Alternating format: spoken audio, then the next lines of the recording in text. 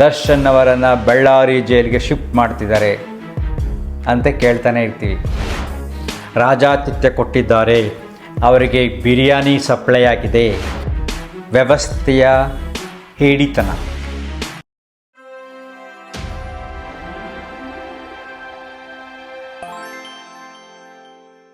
ನಮಸ್ಕಾರ ಸ್ನೇಹಿತರೆ. ಸೊ ಈ ದಿನದ ಸಬ್ಜೆಕ್ಟ್ ವ್ಯವಸ್ಥೆಯ ಹೇಡಿತನ. ಯಾಕೆಂದರೆ ನಾವು ಟಿ ವಿನಲ್ಲೆಲ್ಲ ನೋಡ್ತಾ ಇದ್ದೀವಿ, ಬೆಳಿಗ್ಗೆ ಸಂಜೆವರು ಮಧ್ಯೆ ಟಿ ವಿ ಹಾಕೋದು ಸಾಕು, ದರ್ಶನ್ ಅವರನ್ನು ಬಳ್ಳಾರಿ ಜೈಲಿಗೆ ಶಿಫ್ಟ್ ಮಾಡ್ತಿದ್ದಾರೆ. ಬಳ್ಳಾರಿ ಜೈಲಿಗೆ ನವಗ್ರಹಗಳ ಅಧಿಪತಿ ದರ್ಶನ್ ಶಿಫ್ಟ್ ಆಗ್ತಾ ಇದ್ದಾರೆ.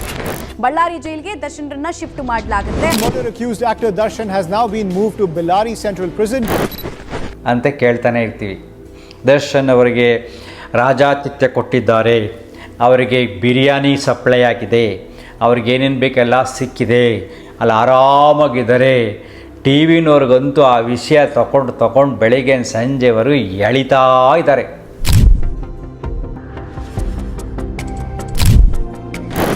ನಾವು ಮಧ್ಯ ಟಿ ವಿ ಆಗ್ತಾಗಲ್ಲ ಬರೀ ಅದೇ ವಿಷಯ. ಅದಕ್ಕೆ ಕಾರಣ ಯಾರು? ಒಬ್ಬ ಜೈಲಿಗೆ ಹೋದಂಥ ವ್ಯಕ್ತಿಗೆ ರಾಜಾತಿಥ್ಯ ಸಿಗಬೇಕು ಅಂದರೆ ಅಲ್ಲಿನ ವ್ಯವಸ್ಥೆ ಕಾರಣ, ನಮ್ಮ ವ್ಯವಸ್ಥೆ ಕಾರಣ. ಅದಕ್ಕೆ ಸಾಕ್ಷಿ ಏನು? 9 ಜನರನ್ನು ಜೈಲು ಅಧಿಕಾರಿಗಳನ್ನು ಸಸ್ಪೆಂಡ್ ಮಾಡಿದ್ದಾರೆ. ಅದೊಂದೇ ಕಾರಣ ಎಷ್ಟೊಂದು ನಮ್ಮ ವ್ಯವಸ್ಥೆ ಭ್ರಷ್ಟಾಚಾರದಿಂದ ತುಂಬಿದೆ ಅಂತ.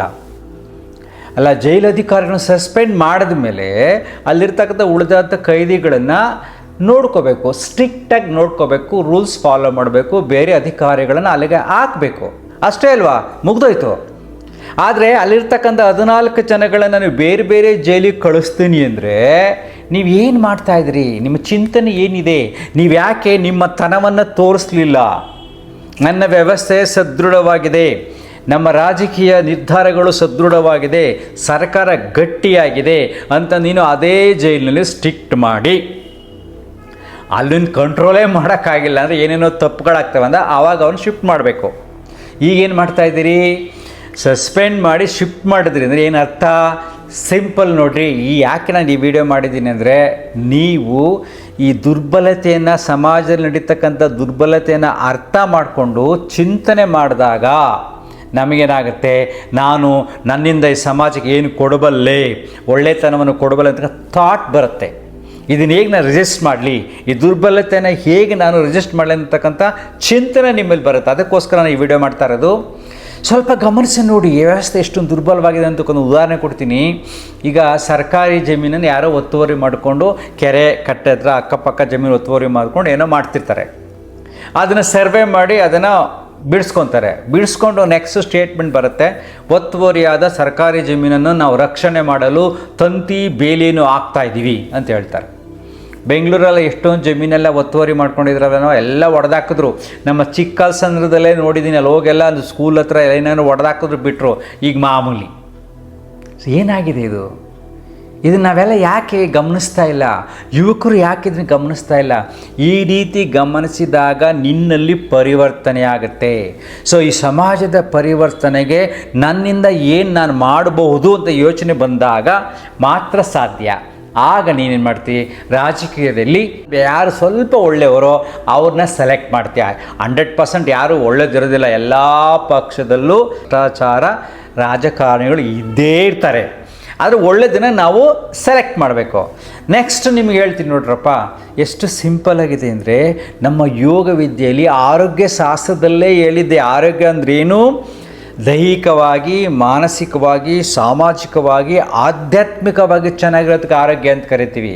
ಅಂದರೆ ದೇಹದ ಆರೋಗ್ಯ ನನಗೆಷ್ಟು ಮುಖ್ಯನೋ, ಮನಸ್ಸಿನ ಆರೋಗ್ಯ ನನಗೆಷ್ಟು ಮುಖ್ಯನೋ, ಸಮಾಜದ ಆರೋಗ್ಯವೂ ಕೂಡ ಅಷ್ಟೇ ಮುಖ್ಯ.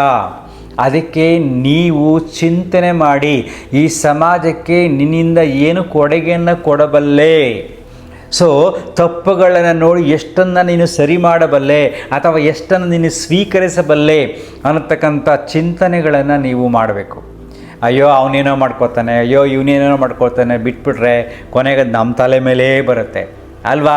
ಈಗ ಸರ್ಕಾರ ನೋಡಿ ಏನೇನೆಲ್ಲ ಮಾಡ್ತಾಯಿದೆ, ಎಷ್ಟೊಂದು ಎಲ್ಲ ಪದಾರ್ಥಗಳ ಬೆಲೆ ಜಾಸ್ತಿ ಆಗ್ತಾಯಿದೆ.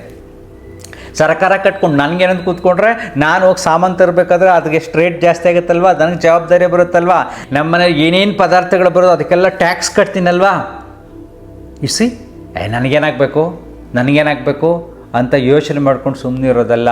ಕೊನೆಗೆ ಸುತ್ತಿ ಬಳಸಿ ನಮ್ಮ ಹತ್ರನೇ ಬರುತ್ತೆ. ನೆನಪಿಟ್ಕೊಳ್ಳಿ, ಒಂದು ದರ್ಶನ್ ಅವರ ಒಂದು ಸಣ್ಣ ವಿಚಾರ ಈ ಸರ್ಕಾರದ ವ್ಯವಸ್ಥೆಯ ದುರ್ಬಲತೆಯನ್ನು ತೋರಿಸುತ್ತೆ. ಅದರಿಂದ ಕಲೀರಿ, ಸುಮ್ಮನೆ ನ್ಯೂಸ್ ನೋಡಿ ಬಿಟ್ಬಿಡೋದಲ್ಲ. ಸೊ ಆ ದುರ್ಬಲವಾದ ವ್ಯವಸ್ಥೆಯನ್ನು ಸದೃಢಗೊಳಿಸೋಕ್ಕೆ ನನ್ನಿಂದ ನಾನು ಏನು ಮಾಡಬಲ್ಲೆ ಅನ್ನೋದ್ರ ಬಗ್ಗೆ ಪ್ರತಿಯೊಬ್ಬರು ಯೋಚನೆ ಮಾಡಿದ್ರೆ ಒಂದು ಸಾರ್ಥಕವಾದ ಸಮಾಜ ನಮಗೆ ಸಿಗುತ್ತೆ ಅಲ್ವಾ. Thank you.